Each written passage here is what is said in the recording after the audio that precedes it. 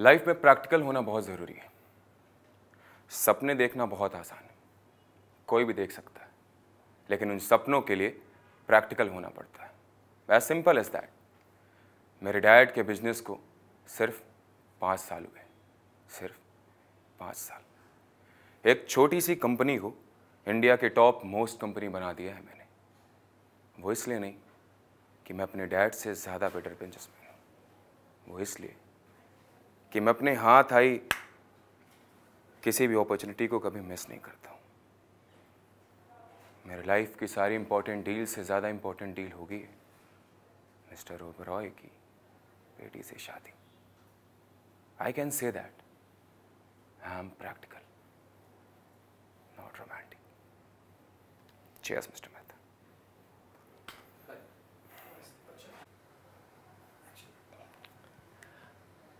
हाँ जज साहब, मैं आपको बता रहा हूँ अपनी कहानी। मैं एक 35 साल का पढ़ा लिखा शादीशुदा मर्द हूँ।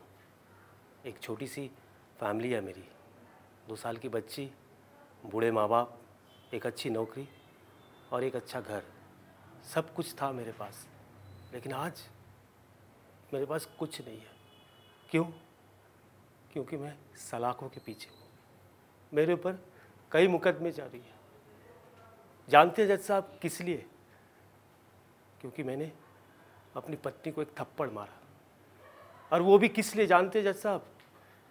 क्योंकि मैंने देखा मेरी पत्नी मेरे ही बेडरूम में अपने दोस्तों के साथ रंग रंगलियां मना रही थी और मुझे बर्दाश्त ना हुआ और मैं अपने आप को रोक नहीं पाया और मैंने एक थप्पड़ मार दिया। अभी आप ही बताइए जज साहब, क्या मैं ये गलत किया? अगर आप मेरे जगह होते तो आप क्या करते? मुझे लगता है आप भी वही करते जो मैंने किया। और आज समाज के सारे लोग मेरे पत्नी के साथ में हैं। मेरा साथ देने वाला कोई नहीं है। आप ही बताइए, क्या मर्द को दर्द नहीं होता है? क्या मर्द के दिल नहीं होते हैं? मैं आपसे यही अनुरोध करता हूं जज साहब कि आप केस को बारीकी से देखिए और समझिए और आपका डिसीजन सुनाइए। That's all honour, that's all your honour. Thank you. तुम कह रही हो कि तुम्हें अपनी दुनिया बसानी है। अरे मैं भी तो वही कह रहा हूं कि हम लोग अपनी दुनिया शुरू करते हैं ना साथ में। तुम्हें मुंबई जाना है, अरे तो चलते हैं ना साथ में। एक छोटा सा फ्लैट ले लेंगे, छोटा होगा लेकिन अपना होगा। मुंबई की ट्रैफिक की आवाज़ आएगी, लेकिन जो बात होगी वो सिर्फ अपनी होगी। और मुझे पता है तुम्हें क्या डर लग रहा है कि तू सिर्फ बहू न रह जाओ, राइट? एक बात समझो, मैं तुम्हें अपनी पत्नी बनाना चाहता हूँ, हम सफ़र बनाना चाहता हूँ, जिसमें सब कुछ हम लोग साथ में डिसाइड करें। मम्मी पापा के साथ रहना मेरा रिस्पॉन्सिबिलिटी है, लेकिन तुम्हारे साथ रहना ज़िंदगी। लेकिन अगर तुम कहो ना तो ये रिस्पॉन्सिबिलिटी मैं दूर से भी निभा सकता हूँ, पर तुम्हारा साथ तो तुम्हारे साथ ही मिलेगा ना। देखो, मुंबई हो या गांव, तुम्हारे साथ के साथ ना घर घर लगता है, ये बात समझो। तो बस तुम हाँ कह दो, सिर्फ हाँ, ताकि तकदीर एक नई कहानी लिखना शुरू कर दे, जिसमें हीरो भी तुम और हीरोइन भी तुम। सर एक अच्छा, तो तुम कह रहे हो तुम्हें एक नई दुनिया चाहिए? अरे तो मैं कब से कह रहा हूँ, बनाते ना एक नई दुनिया, तुम्हारी और मेरी दोनों की। तुम्हें मुंबई जाना है ना? ठीक है, तो चलते हैं। एक फ्लैट ले लेंगे जो कि अपना होगा, छोटा होगा पर ठीक है। विंडो के बाहर शोरगुल होगी, लेकिन घर के अंदर सिर्फ हमारी बातें होंगी। मैं जानता हूँ तुम्हें डर है ना कि कहीं तुम घर की बहू ना बन जाओ,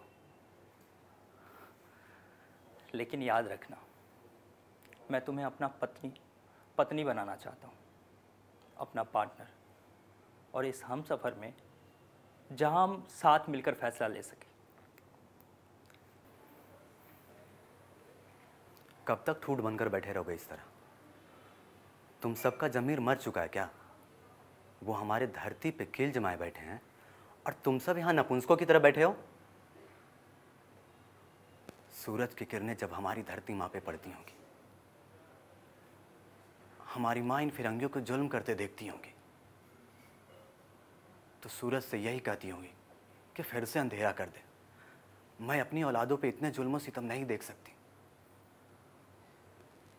और तुम सब यहाँ हाथ पे हाथ रखे बैठे हो। ना जाने कितने बहादुर जवान, भगत सिंह, चंद्रशेखर आजाद, सुखदेव, राजगुरु, ऐसे कितने बहादुर जवान हमारे भारत माता को आजाद कराने के लिए शहीद हो गए। फिर भी तुम्हारी रूह नहीं कांपी। तुम्हारी रगों में खून है या रेत जो जम गया है? कब तक इस गुलामी के जंजीरों में जकड़े रहोगे? उठो, जागो और इन सूरों से तब तक लड़ो जब तक भारत माता आजाद ना हो जाए, संपूर्ण स्वराज ना मिल जाए। भारत माता की जय। वंदे मातरम, वंदे मातरम।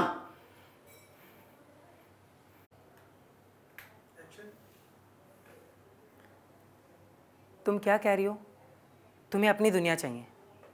अरे मैं तो कब से कह रहा हूँ कि बनाते हैं एक नई दुनिया, तुम्हारी और मेरी, हम दोनों की।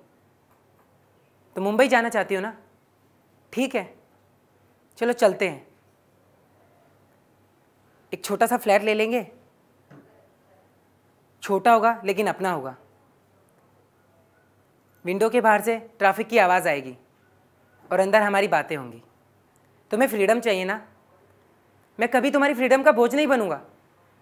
अरे मैं तो तुम्हारे परों का हवा बनूंगा। मुझे पता है तुम्हें किस बात का डर है। तुम यही सोचती हो ना कि कहीं तुम एक बहू बनकर ना रह जाओ। लेकिन ये याद रखना, मैं तुम्हें अपनी पत्नी बनाना चाहता हूँ, अपना लाइफ पार्टनर बनाना चाहता हूँ, हमसफ़र बनाना चाहता हूँ, ताकि हम हर जिंदगी का फैसला दोनों साथ मिलकर लें। मम्मी पापा के साथ रहना मेरी रिस्पॉन्सिबिलिटी है और तुम्हारे साथ रहना मेरी ज़िंदगी। वो रिस्पॉन्सिबिलिटी मैं दूर रहकर भी निभा सकता हूँ, लेकिन तुम्हारा साथ तुम्हारे पास रहने से ही मिलेगा। तुम हाँ कर दो।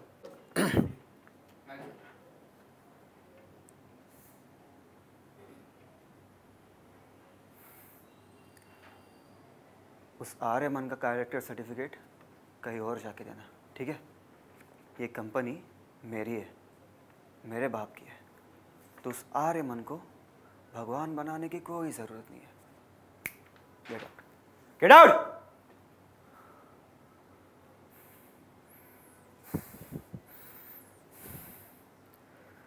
जब से होश संभाला है तब से यही सुना है कि वो आर्यमन कितना बड़ा है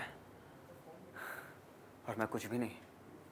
यहाँ तक कि मेरे बाप को भी ये लगता है कि वो अनाथ का बेटा सब कुछ है और मैं उनका अपना बेटा कुछ भी नहीं।